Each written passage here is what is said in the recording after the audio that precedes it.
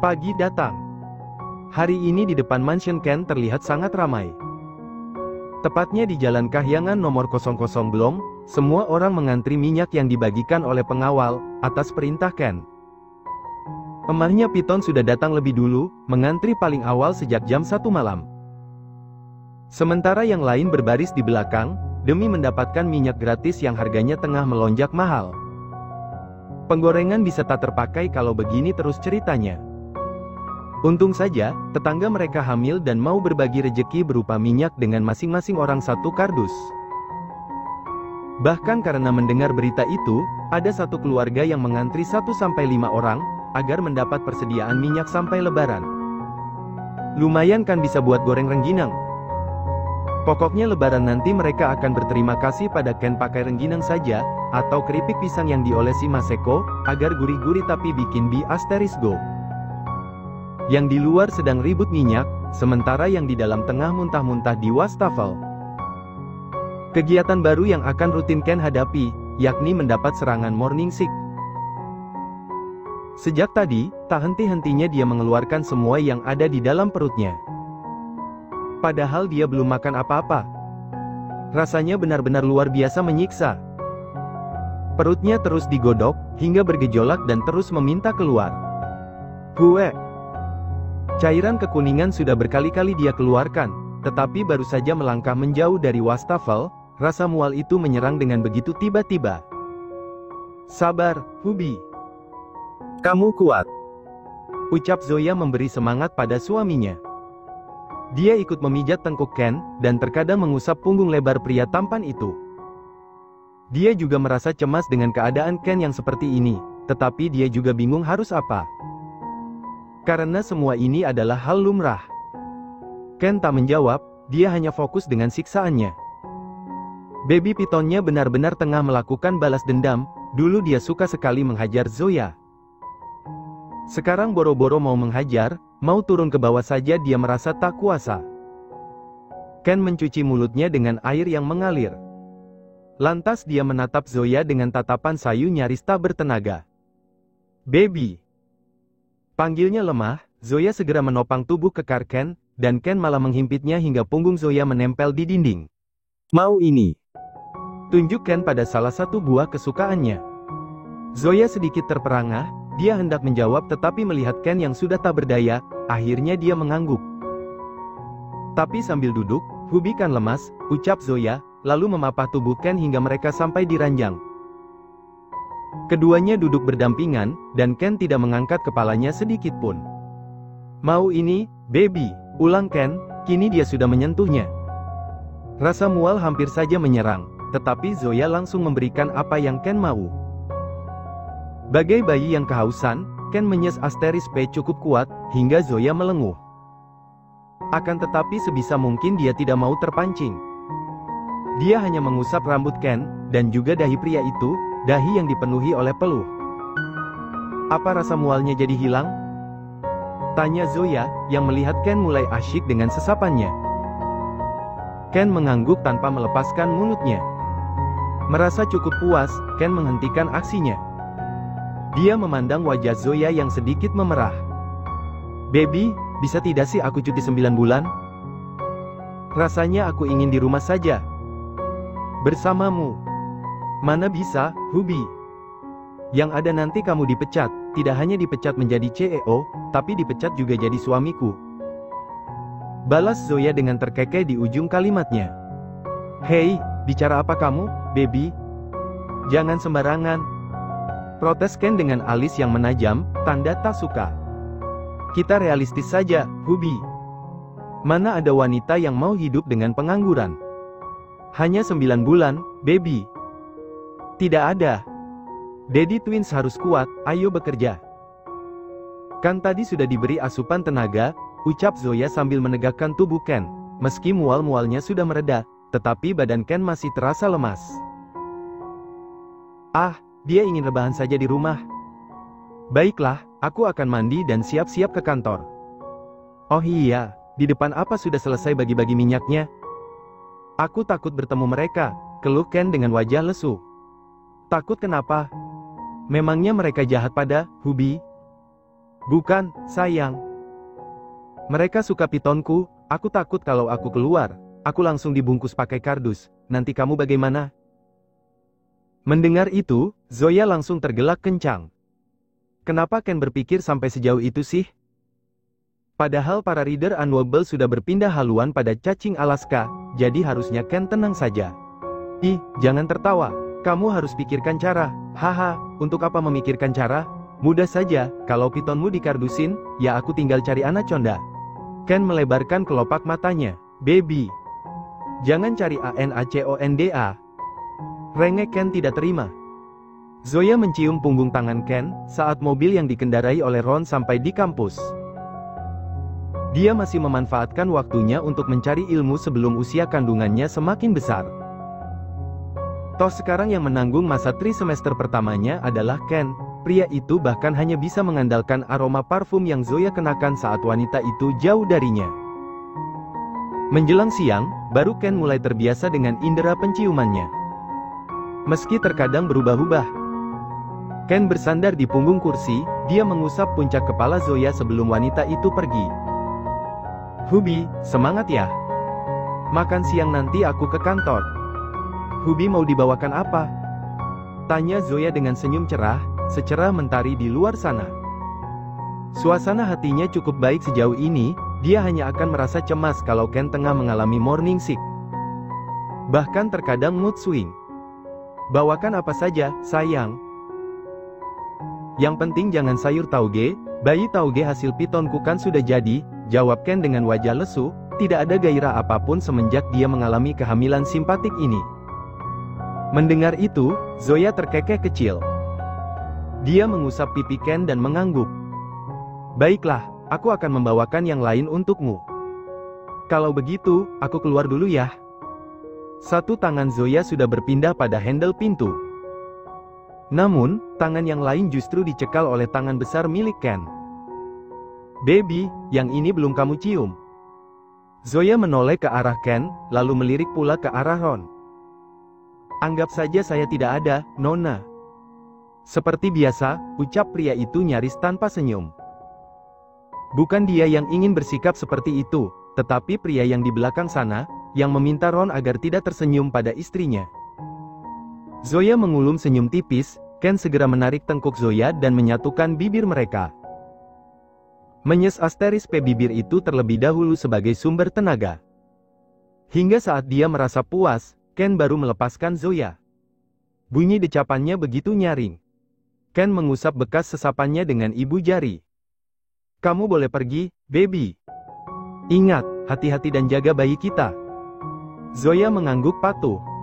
Setelah itu, tak ada drama apapun lagi, Zoya keluar untuk masuk ke halaman kampus. Sementara mobil Ken kembali melandas, membelah jalanan ibu kota. Ron, aku kan sudah bilang, ganti pewangi ruangan di ruang meeting. Sial, aromanya benar-benar membuatku sangat mual, gerutu Ken sambil menutup hidungnya. Dia baru saja menyelesaikan meeting dengan masing-masing kepala divisi, tetapi karena kecerobohan cleaning service yang lupa mengganti pewangi ruangan di ruang meeting tersebut, membuat Ken merasa mual. Maafkan. Belum sempat Ron menyelesaikan kalimatnya untuk menjawab ucapan Ken, yang diajak bicara justru sudah berlari ke arah ruangannya. Ron menghela nafas panjang, akhir-akhir ini banyak sekali yang harus dia kerjakan. Yang di rumah, yang di kantor sama-sama sekarang banyak maunya. Hah, sepertinya memang nasibku ditakdirkan harus seperti ini, gumam Ron dengan wajah tertekan. Akhirnya dia mengejar Ken, dan pada saat dia masuk ke ruangan pria itu, terdengar Ken yang tengah muntah-muntah di dalam kamar mandi. Beberapa saat kemudian, Ken mulai merasa lega. Dia berbaring di atas sofa dengan botol parfum di tangannya. Waktu makan siang telah tiba. Namun, belum ada tanda-tanda Zoya datang. Ken mengeluarkan benda pipih dari saku jasnya dan segera mencari nomor kontak Zoya. Ken hendak membuat panggilan, tetapi pada saat itu masuk sebuah pesan yang ternyata dari istrinya.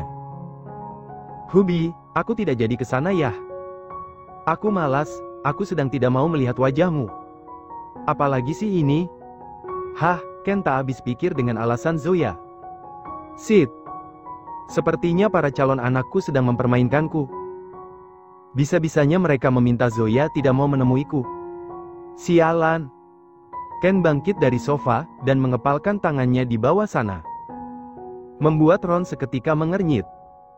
Sudah tahu itu calon anakmu, kenapa dimaki-maki juga?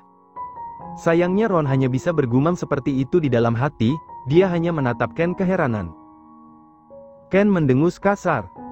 Ron. Panggilnya. Dengan sigap Ron langsung melangkah cepat, dan berdiri di depan pria yang tengah emosi itu. Iya, Tuan. Apa ada sesuatu yang Anda butuhkan? Aku tidak mau keluar, kamu saja yang beli makanannya ya. Aku kirim lewat pesan apa saja yang aku inginkan, ujar Ken tanpa menatap Ron. Kali ini nada bicaranya sudah memelan, mungkin dia kelelahan. Baik, Tuan. Tak berapa lama kemudian, Ken sudah berhasil menulis pesanannya. Dia langsung mengirim menu-menu tersebut pada nomor Ron. Aku sudah mengirimnya, Ron. Cari sampai dapat ya. Aku sedang menginginkannya hari ini, ujar Ken dengan wajahnya yang pucat. Ron yang merasa kasihan langsung mengangguk mengiyakan. Dan dia pamit untuk keluar. Namun, belum sampai ambang pintu, Ron kembali dipanggil oleh Ken. Karena pria itu kembali mendapat pesan dari istrinya. Oh iya, Ron. Sekalian beli rambutan. Aku sudah lupa bentuknya yang bagaimana, jadi carikan sekalian ya. Zoya ingin benda itu katanya. Ron garuk-garuk kepala. Kenapa dua-duanya bisa ngidam secara serempak sih? Namun, karena tidak bisa menolak, Ron hanya bisa patuh, dan menganggukkan kepala. Baik, Tuan. Kalau begitu saya permisi. Ron keluar dari ruangan tersebut. Dan lagi-lagi langkahnya terhenti, karena ponsel yang ada di saku jasnya berbunyi. Haish, apalagi sih? Pria itu merutuk, dia segera menyambar benda pipi itu. Dan matanya melebar, karena Siksa juga minta dibelikan sebelah ceker dan meminta dirinya yang mengantarkan sampai rumah. Dengan dalih anak mereka. Hah, kenapa kalian tidak bunuh aku saja? Setelah berkeliling kota Jakarta hampir 2 jam, karena harus membeli semua makanan yang dipesan oleh ketiga orang yang tengah mengidam, Ron akhirnya bisa bernafas dengan lega. Tanpa dia ketahui, ternyata Ken tidak hanya membeli 1 atau 2 menu. Satu pesan panjang itu mencatat 5 menu sekaligus, dengan berbagai macam larangan, tidak pakai ini, tidak pakai itu.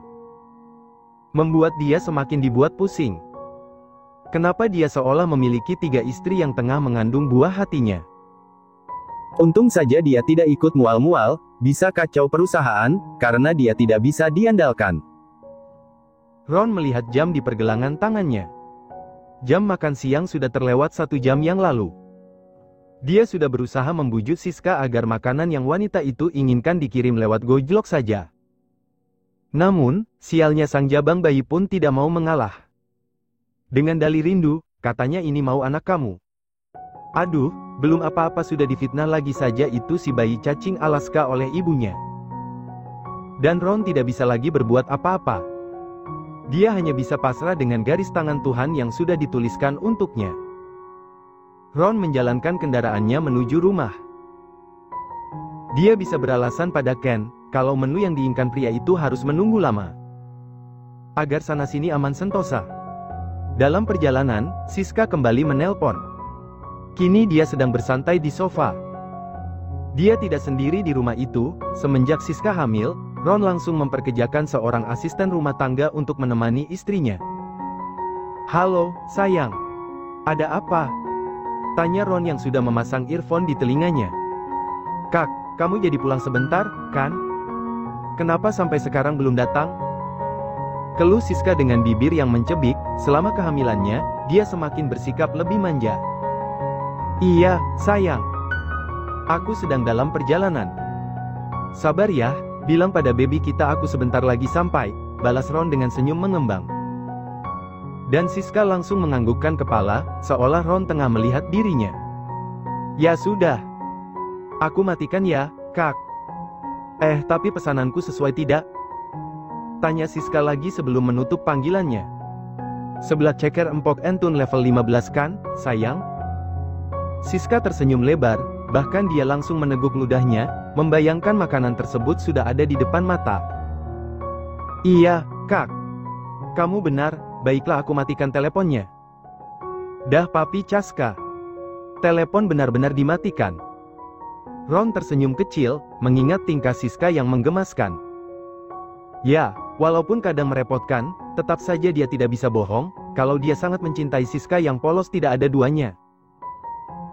Tak berapa lama kemudian, mobil Ron sampai di gerbang rumah yang tak jauh dari mansion milik Ken.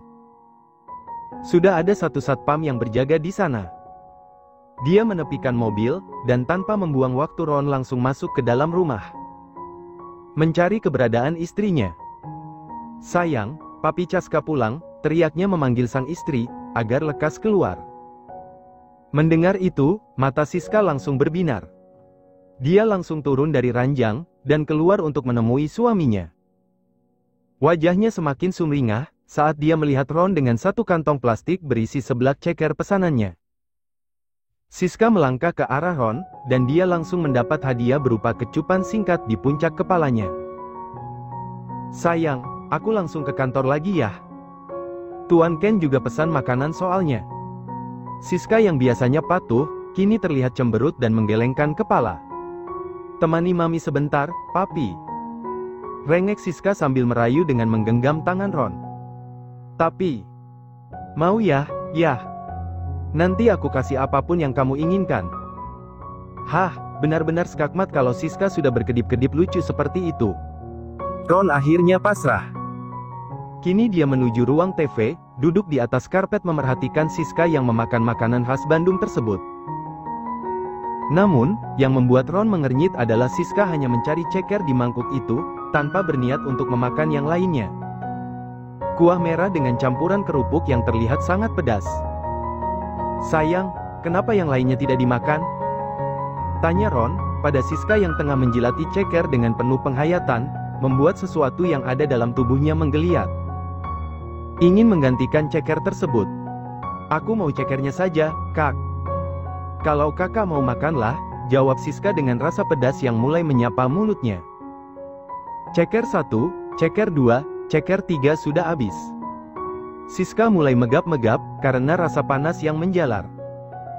Dia beberapa kali mengambil minum, tetapi belum menyerah dan hendak memakan ceker keempatnya.